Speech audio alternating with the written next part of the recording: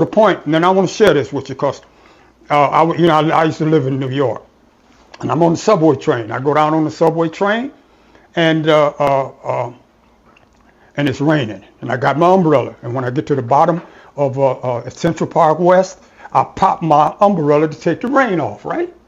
And the rain gets onto a policeman, white policeman. He said, "Man, the fuck you doing?" I said, "Man, who in the fuck you talking to?" He puts his hand on his glove, on his gun. I put my hand on his hand. I said, "It's gonna be what you want it to be.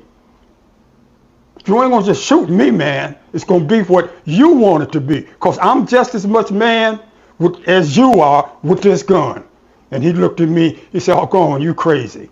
Yeah, all right, I'll be crazy, but I wasn't crazy. He knew that if he tried to kill me, he had so when they come, they got as much risk as losing their life as you got to be losing yours, unless you succumb to the aspect that he has the dominant aspect of it. He's a human being like me. Unless you become a volunteer. Unless you become a volunteer. That's right, you become a willing volunteer. Yeah, no, I know, I'm not saying you. Oh, you told me, multiple times. Yeah, I got a problem with that shit because I do it, I'm dealing with my child in the car, and it's like, I ain't got that big cool out too.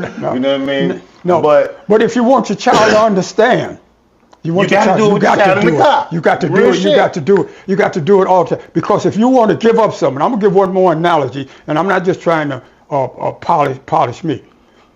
I'm on a football team, professional football team, the Cleveland Browns. I'm reading a book, and I read the book. The book is "Message to the Black Man" by Elijah Muhammad. And I've already told you that I don't embrace any of those religions, But I'm reading the book. As a free and sovereign human being. And the owner of the team, Mr. Modell, Art Modell, come up. He said, "Walt," he said, "what are you reading?" We're on the airplane. I showed her, I said, "I'm reading a book by the Honorable Elijah Muhammad." He said, "I don't want you to read that book." I said, "Okay." He left.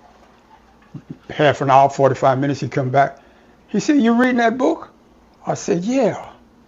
He said, "I thought I told you that I didn't want you to read that book." I said, "You did." I said, "But I thought you was joking." I said, "Because a man can't tell another man what to read. You own this football team. You don't own me, man. So when we get to wherever you go, you can let me go, but you don't own me."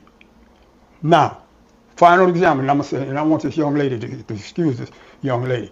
When my man, a couple of guys on the team said, "Hey, Doc," that's what they call me. He said, "Doc," he said, "you don't take no prisoners, do you?"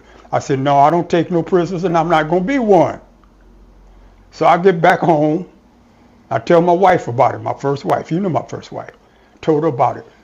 And I'm sharing this with, I'm apologizing to you for sharing the story.